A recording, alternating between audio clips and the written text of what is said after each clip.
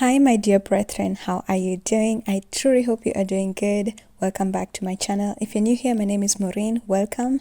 Today we're going to be talking about God's law in our hearts. Before we get into that, I'm creating this art piece with oil paint. I hope you enjoy.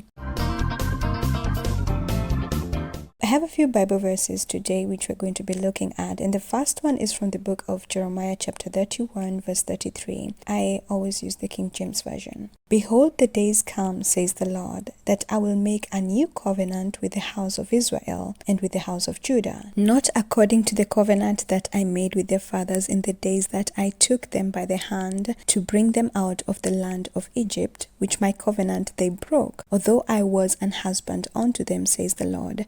But this shall be the covenant that I will make with the house of Israel after those days, says the Lord. I will put my law in their inward parts and write them in their hearts. I will be their God, and they shall be my people. First of all, we get to see that God is renewing his covenant. The old covenant that he had given them in the times when they were coming out of Egypt is not the covenant that we now have. We remember how he gave the rules to Moses for them to keep, and there were so many rules that they were failing, and so he said and prophesied through his prophets, I'm going to make a new covenant with you, and this time it's not going to be outside written on stones, but it's going to be in your inward parts.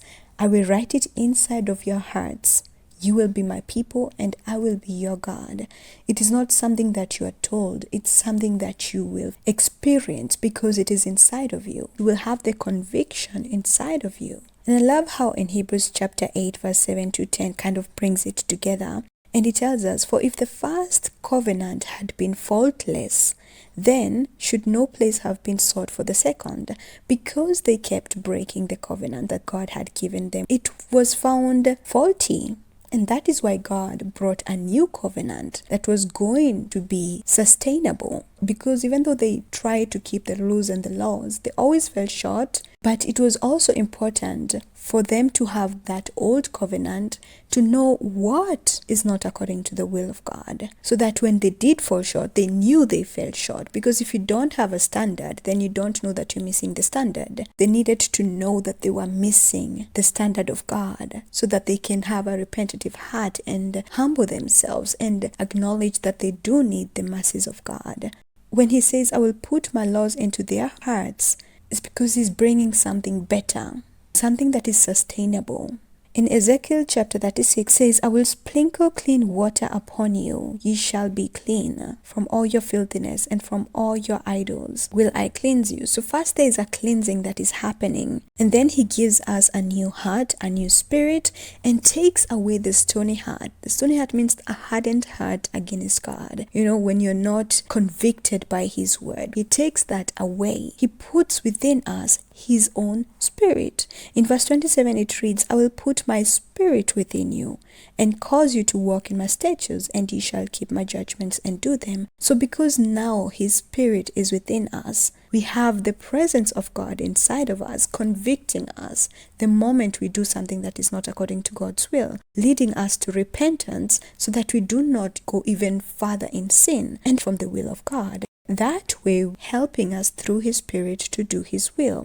And I love what it says in verse 32. It kind of humbles us all together as a human being. It reads, not for your sake do I do this, says the Lord God. Be it known unto you. Be ashamed and confounded for your own ways, O house of Israel. So he is not giving us his Holy Spirit or cleansing us from our sins or removing the stony heart out of our flesh because we are so good, because we are so righteous, because we deserve it, because we have done enough to earn it, or you have done enough to deserve it. No, I'm doing this, says the Lord God, for my sakes, because I love you, because I have chosen you, because I have called you, because I am gracious, because I am merciful, is why I am making a new covenant with you, is why I am bringing my only begotten Son to die for your sins and give you his righteousness so that you can be righteous in front of me, a holy, pure God. Because I am merciful, because my mercies are new every morning and they endure forever,